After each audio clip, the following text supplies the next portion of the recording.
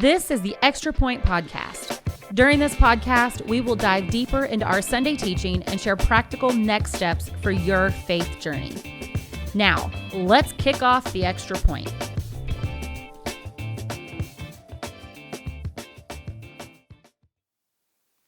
Hey, welcome to the Extra Point. I'm Cheryl Ross, the Next Steps and Discipleship Pastor, and I'm here with Anna Blake, our youth pastor, and Aleigha Tucker, one of our interns here.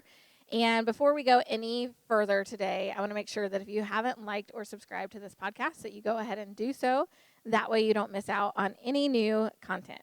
But we are in another week of our Rise and Fall series where we're going through the book of 1 Samuel. And this past week, we are in chapter 8. And Pastor Scott shared with us about how faithfulness to God means that we're different, right? That we are different than those who are not faithful to God. And so we pick up this story where the Israelites, they decide that they want a king like the other nations. And the problem wasn't that they wanted a king, but the problem was that they wanted a king now in their time. They didn't want to wait for God to come through because they were promised that they would be ruled by a king. But so they went to Samuel, they asked for a king, and we're given this interesting passage where Samuel, he's real displeased by this, and he goes to the Lord. But I love this section, and whenever I went through this with my Bible study a couple years, like a year or two ago, I don't know, we talked about this quite a bit because within this, God tells Samuel, he says, do whatever they tell you to do. They're not rejecting you, but they're rejecting me. Mm-hmm. And I thought, how often can we actually look at rejection and maybe see it in an okay light, that it's not necessarily maybe about us, but about what other people are going through, what other people are feeling or doing things. And I just want to know, how often have you guys, maybe looked at rejection in a way that taken it so personal that it's really affected you and maybe made you be in a place where you couldn't do the thing that you're supposed to do? Yeah, so not too long ago, I had a workplace. I was working at this restaurant, and some stuff happened with my boss, and she just kind of treated me different, and it was her way of rejecting me, really, because I think the gist of it was because I was a Christian, and I did things differently, and we're just different, you know what I mean? And that really affected me in a negative light. It even caused me at times to act out of character there, you know what I mean? Because of the things that were taking place and the things I was seeing, it really just changed me into not who I'm called to be, you know what I mean? So that had affected me in a negative light because of that rejection. And I wanted to be more like them. So I was accepted in a way, you know what I mean? Yeah. So that happened not which that long ago. leads us to the next thing, which is, Pastor Scott shared a story about how he did something that was out of character because he wanted to be like everybody else. Anna, do you have a time in your past where you've done something that you ended up either facing negative consequences or not because you did something to try to be like other people? Yeah, I can remember working in other workplaces also, and maybe just kind of going into the gray area of who needs to oversee this or who I need to pass these ideas by, or even when it comes to budget limits or different things.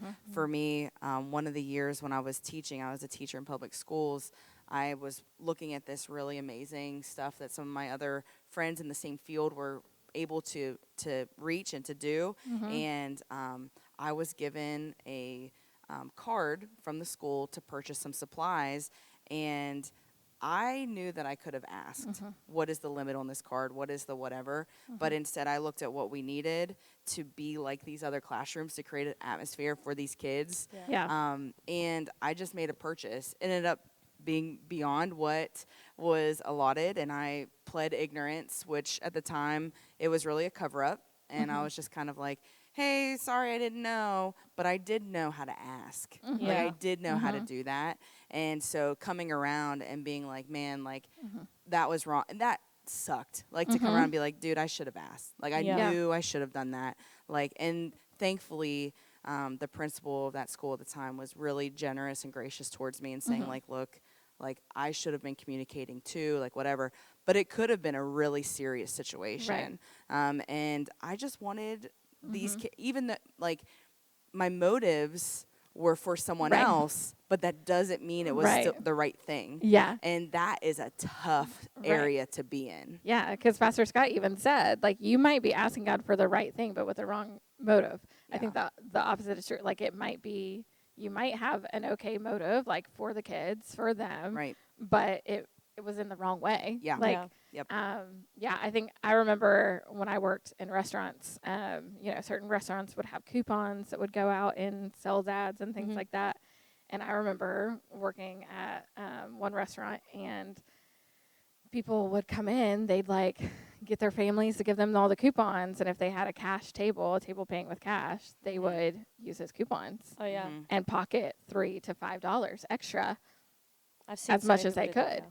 And I remember, like, I had complained one day about, like, bad tips or being slow or whatever, and somebody gave me a coupon.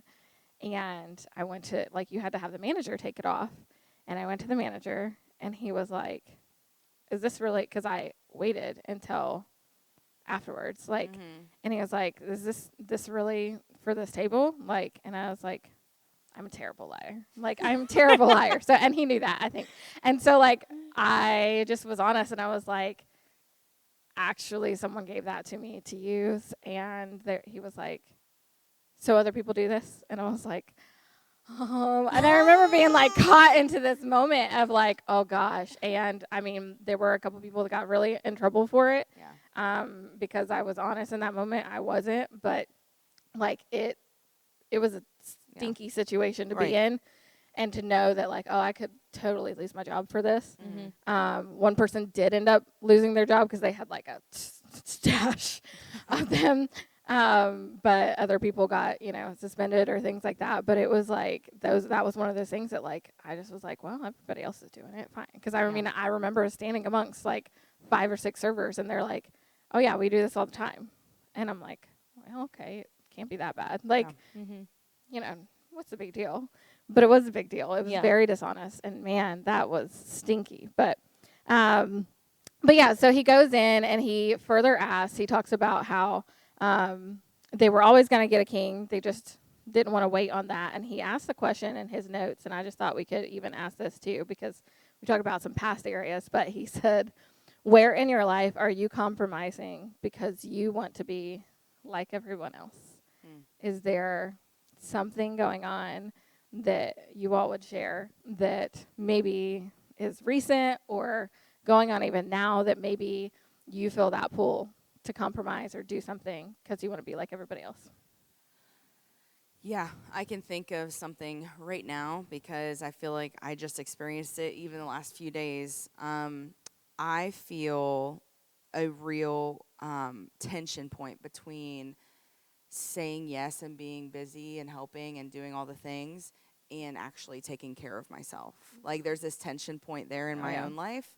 I have the people who are closest to me that I love the most, that I respect and listen to their opinions and all these things, they are the same people who notoriously do too much.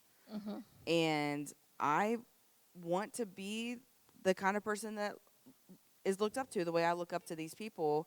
And I'm starting to, like, recognize those areas of my life. God's revealing it to me too and saying, like, listen, to be everything for everyone is my job. Like, God is telling me, like, That's good, to be everything for everyone is my job. Like, you cannot. And it's tough because there is some, like, if you're someone who cares about people or a people person, like, I get my energy from people, like, I'm outgoing, like, these things. And I find myself whenever I am trying to be like other people who are simply busy, I am not able to show up in the way that God has made me to show up. I am easily tired or easily irritated. I start to act out of character. I start to like almost withdraw whenever I do have a moment to myself. Like it's not even a relaxed moment. It's just like a please don't like walk into the room. Like I don't want to even have a chance of a conversation right now. Like just these things that are just so not my character. And it's because I'm seeing what everyone else is doing, almost like my prior story, seeing what others are doing and wanting to be like that. And that's something that I feel God challenged me now. Since December, I've been trying to take that pretty serious, taking like one day a week and truly trying to Sabbath, like scheduling in real times of rest and respite to just rest in God and know that that's okay. Yes. I don't have to be like everybody else, accomplishing all these things and getting all the awards and accolades because God has something different in store for his people. Yeah. That's good because you kind of just rang something in my head because I was thinking, gosh, I can't even relate to that. Like, I don't know what I'm doing that's compromising because I want to be like everybody else. Like, I can't think of nothing. But as soon as you said that, it was like, you're literally doing the same exact thing. I am so busy all the time because I'm looking, the people I've looked up to my whole life are busy people. They're always doing something. Yeah. And I'm doing that same thing, but I get overwhelmed with it. And I act out of character. I get irritated, usually with my husband and kids, because they catch the butt end of it. I think we hurt people that we love the most. You know what I mean? Right. Really. Well, like And you're it's sad. comfortable. I'm comfortable like, with them. around Yeah. them. And, so, and you know they're going to love you. Either way. anyway. Yeah. So. Yeah. So anyway, I'm like doing those things, acting out of character, irritable. And then I'm like, whenever I do get a second, I literally don't want to do anything. My brain is shut off. I can't even spend time with God in those moments. You know what I mean? So that kind of just rang a bell for me. Like, dude, hello, you're doing the same thing. Well, a couple months ago, I went there. Like, I was in that place where I did not have. It was kind of. It might have been my first week of not having a rest day since my sabbatical a couple years ago. Like, it may have. I'm not joking because since then I have prioritized rest because I know I've recognized that. But like that week, I didn't have a rest day, and then I hurt my back. And what happened? I had to take a couple of rest days. Yeah. That's right. And I'll never forget, like, the one, I was in this peer huddle thing for a little while, and the one, somebody asked a question, like, because a lot of people in ministry are bivocational, which means they work outside the church too. And so they were like, you know, for someone who works Monday through Friday outside, and then we have Saturday events, and we have Sunday this, like, how do you work in that time? And he said, you know, sometimes it can't be a full 24-hour block. Sometimes you have to get creative, or you have to start saying no to some things. And he said, because here's the deal, one way or another, God's going to get those days of rest from you. Yeah. And it hit me so hard because I was like, ouch, because I remember, because we've talked about this, like, we've been there where our bodies tends to shut down, like we get sick, we hurt our back, something happens, and we're forced to rest. In that moment, like, I was taken right back to that where I was like, well, I did this to myself. Like, I knew I should have taken time off this past week, like, and I didn't do it. And here I am in this place. But I think that it's easy, like, especially, I think it's easy no matter where you're at, but I find myself in ministry a lot of times, like, it's easy to look at what everybody else is doing, how they're doing things, and want to do things like them.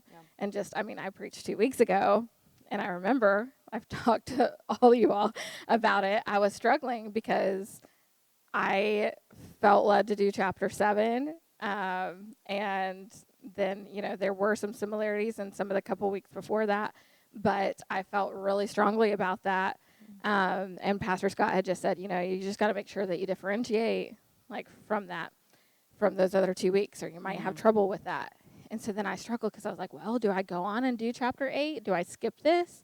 Even though I feel really compelled to do this. Like, I felt for sure on Tuesday that, like, this was what I was supposed to say. And then I was like, but if I do it because somebody else made a comment and would have done it differently, then am I no better than the Israelites who are in the next chapter doing things because they want to be like somebody else? And that's, like, my most recent story of being like, oh, I could compromise what I knew the Spirit led me to do or say, like, go to, Mm-hmm. because I want to, please my pastor, my boss, or like do it how he would do it or whatever. Right. But I thankfully didn't, but that was a very, like, it was a struggle the whole rest of the week, honestly, until I got up there Sunday and did it. Like, Yeah. I was struggling and was not sure if this was going to work out how it was. But, like, I think that's what's cool, is that when you actually trust God in those moments to be different, to do something a little different, he shows up. Yes. And I think, like, we could probably look back and see those moments just as easily as what we could these other things. Like, If I could, one of the, like that first example back when I was teaching, I didn't know at the time, but in just a few short years from that, about 2 years later, the school that I worked at received a grant, and my entire room, specifically the art spaces, got totally renovated. Like all this stuff, like all this brand. And I thought to myself, I could have completely avoided the trouble that I experienced, which thankfully it didn't lead to heavy trouble, but still enough that it was like a hard time if I had just been patient. Like, had I just been patient 2 short years later, I would have received everything I desired and more. And I wasn't at that point, I wasn't willing to wait. Yeah, because it's like 2 years sounds like a really long time, especially when you're in it every day, right? And that's where, like, I shared the story at the other church I preached at on Mother's Day about how, like, during the year that I took my sabbatical, I barely taught or preached that whole year. I mean, less than a handful of times. Like, I'm not kidding, the whole year. Other than when I came back, like, I did start a women's Bible study. I started doing it in that way. But I remember during that time, like, being unsure about some things. But then, like, fast forward to this year, and I've had more opportunities than ever. But within that, there have been moments where I could have tried to stay within what I thought maybe I should do here at this church and hold tight to something instead of giving that opportunity away to someone else. And the last couple times that I've done that, when I've been like, no, this person should speak, or give that person this one, God's replaced it with double the amount of times I've given away. Yeah. At least. Yep.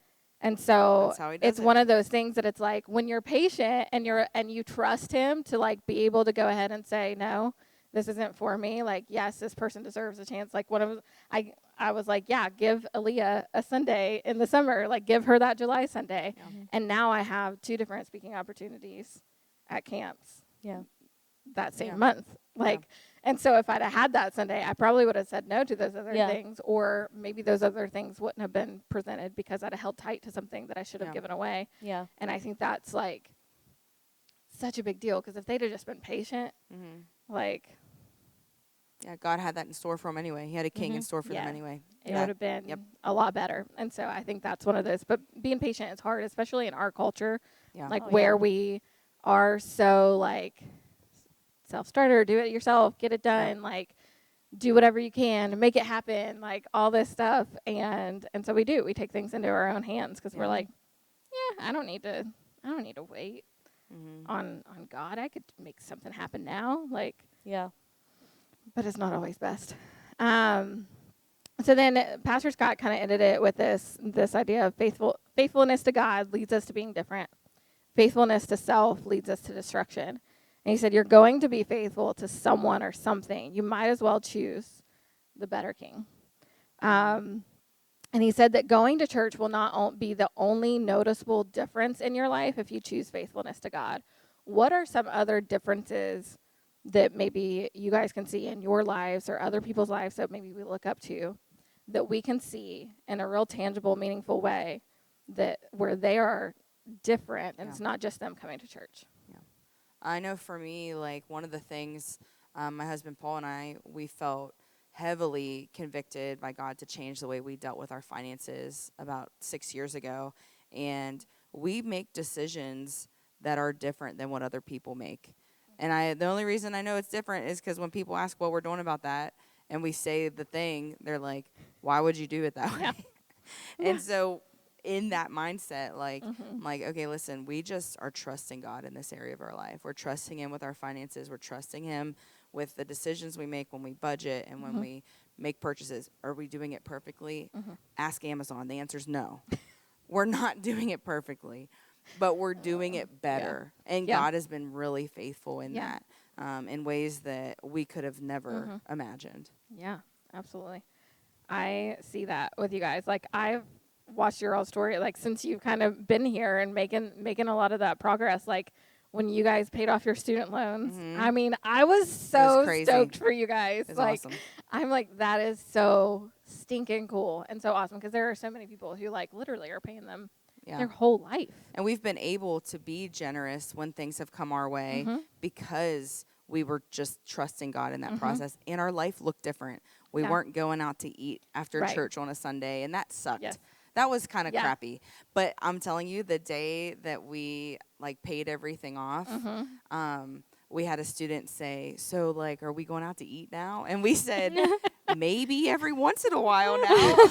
Like, maybe. Like, I still don't really know. Like, just, especially when you just paid everything off, you're not rich. Yeah. You just gave all your money away. Yeah. So, but it was one of those, it was really, really a cool experience. And we try to remember those moments of God's faithfulness in times where the tension feels tight to make a decision that honors ourselves. Oh, yeah. Like, it faithful to self. And we go, oh, wait, is this me again? Yeah. Like, is this me trying to make a life for me instead of looking to God for my life? And that is still, I mean, even when you follow God and see his faithfulness, I think it is always a journey of continuing to put that trust there again and again. Yeah, daily, like, over and over again. Because I know for us, like, we still rent. Like, we don't own a house. And I know we've gotten a lot of questions about that, but, like, we just know that we're not in a place to do that in the way that we should and still be able to do the other things that we know we're supposed to do. Yep. And it is what it is, because, like, honestly, our rent is a really good price, and it's a really nice place and nice area. So we're okay with it for now. Is it what we would necessarily know? But it is what we know, like, because there have been a couple times where we've, like, maybe started the process or thought, okay, now this is the time. And then it's been like, no, slow your roll. Like, it's not actually the time. And I remember, like, during that, one of those times, I mean, we had to get a new vehicle because we, have 3 kids who are all in car seats still. And you can't just get a regular vehicle for that. And so, and it was during a time that vehicles were slim to the market. And had we bought a house, we wouldn't have had the finances to be able to do that. And so, so it was just one of those things that's like, we didn't know what was ahead, but obviously God did. Yeah. And when you actually do, in those moments, trust him, even though it looks different. Like most people our ages, they're in a house. They're buying their own home. They're even, like, a long way into paying off that home. We're not, and that's okay. Like, So something a little different for us, like, we kind of parent a little different. And we didn't in the beginning, okay, because we weren't really Christians. I didn't start coming to church until late 2020. So, like, I didn't really start changing until 2021. You know what I mean? And my husband still wasn't in church. Right. So we parented a lot different. I still struggle slightly. I'm a yeller, okay? And we grew up, you got butt whoopings, you do all this stuff, and I'm not saying anything's wrong with that, but we've been led to do something a little different. We do 1, 2, 3. It's like 1, 2, 3 magic. Like, I know this is funny, but, like, we give you 3 warnings, okay? And, like, I take something away. I don't really send a timeout anymore. And that's because God spoke to me not that long ago, me and Jacob, actually. I'm not saying anything's wrong with that. It's just, like, for us, this works, and this is what we've been called to do and how we've been called to parent. But I don't send a timeout anymore because whenever I'm in trouble, I know God doesn't want separation from me. So when my kid's in trouble, why would I separate them from me? In that moment, God wants me to be closer to him. So, like, we draw closer to our kids when something serious is going on, when something serious is going on, when they do something serious, like, we're not, like, screaming, yelling, whipping butts, doing that, you know what I mean? And we're like, hey, let's talk for a minute. Like, what's going on? Hang out with me for a little bit. Do you want to do something? Like, and we work through it, and we figure out what's going on. And that's something that God has led us to change, Yeah. and something that wasn't done with us. You know what I mean? So, like, Yeah. parents see that, and even my grandparents, for example, and they're like, that boy needs his butt whooped. Put him in the corner. And I'm like, no, dude. Like, Yeah. my kids crave something different. You know Yeah. what I mean? And in doing that, God takes care of my children. You know what I mean? Like, and takes care of us for being faithful to what he's told us to do. Right. A situation happened not that long ago. You guys know about it. But, like, it was eating me up. And, like, when I just gave it to God, handed my kid to God, like, here, take this situation. Like, this situation I'm facing right now is big. Yeah. But God, you are bigger than that situation. Like, you are so much bigger, and I know you can handle it. So take it. You know what I mean? Literally, it's been great. Like, everything turned out great. Yeah. He took care of it. Yeah. Like, and we've grown from that closer together, my relationship with my child, because I took time off to spend time with my kids. And, like, it's grown us closer together, all because of my faithfulness towards God and, like, trusting in him and being different. Yeah. Being different. You know what I mean? Like, I'm called to be, doing what he told me to do and being obedient to him. Yeah. You know, so that's one of the things that hit my mind when you guys started talking. Yeah. So, Yeah. I think that's really good. yeah. All right. Well, I think that is probably it for today. Make sure to kind of go through some of those questions that we went through on your own. Take some time to self-reflect and really see where maybe you might be compromising to try to be like other people, or see where you might be able to stand out and be a little bit different. Right. Oh, yeah. And Yeah. don't be afraid to be different. I think that is the biggest thing, to just make sure, like, hey, stand out. That's okay. Yeah. Be different. That's Yeah. great.